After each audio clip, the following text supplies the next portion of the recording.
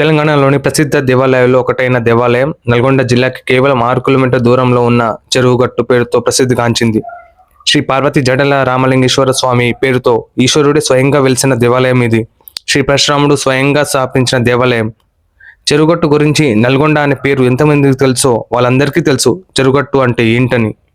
ఇంత ప్రసిద్ధిగాంచిన పుణ్యక్షేత్రంలో వసతులు ఎలా ఉన్నాయో ఇప్పుడు మీకు నేను చూపిస్తాను. నాగార్జున సాగర్ ఉన్న నల్గొండ జిల్లాలో నీటి కరువు. పనగల్ చెరువు పక్కనే ఉన్న నీటి సౌకర్యం లేదు. కూర్చోడానికి కూడా స్థలం దొరకనంత నిత్యం జనాల రద్దీతో నిండి ఉంటుంది. కానీ బస చేయడానికి ఒకటి కూడా గృహ వసతి లేదు. పుణ్యక్షేత్రాల్లో మరుగుదొడ్డికి ఎక్కడైనా డబ్బులు తీసుకుంటారా? ఎక్కడ తీసుకుంటారు? మరి తీసుకుంటారు కదా, మరుగుదొడ్లైనా బాగుంటాయా అంటే ఉచ్చబోసిన తర్వాత నీళ్లు పోయడానికి కూడా నీళ్ళు లేవు. ఇంత దారుణ పరిస్థితి ఉంది ఇక్కడ. అసలు తాగడానికి నీళ్ళు లేవు.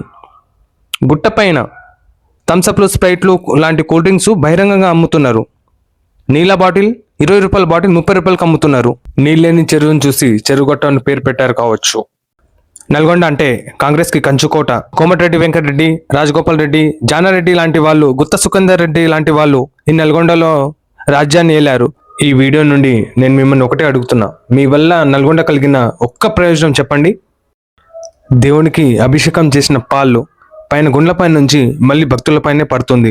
కనీసం ఒక పైప్ నుంచి ఒక దారిని మళ్లించాలని కనీసం కామన్ సెన్స్ లేదు. చెరువుగట్టులోని ప్రత్యేకం 3 గుండ్ల మార్గంలో వెళ్ళే దారి.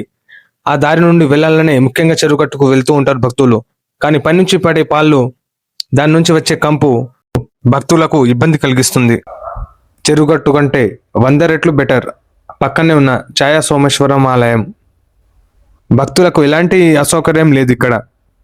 నన్ను అడిగితే ఈసారి ఎప్పుడైనా మీరు నల్గొండకు వెళ్తే పక్క ఈ టెంపుల్ ని విజిట్ చేయాలని నేను కోరుకుంటున్నాను.